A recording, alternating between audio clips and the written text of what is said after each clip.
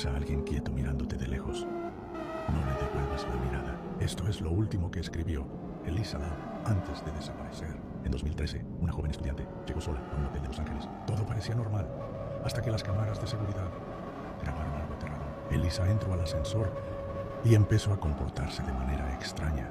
Miraba nerviosa hacia el pasillo, se escondía en una esquina y parecía estar hablando con alguien que no aparecía en cámara.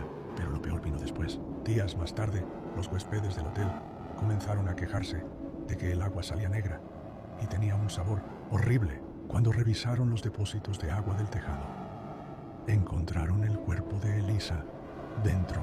La policía nunca pudo explicar cómo llegó hasta allí. Y hay un detalle que sigue aterrorizando a internet. En el video del ascensor, Elisa parecía estar huyendo de algo que solo podía ver ella.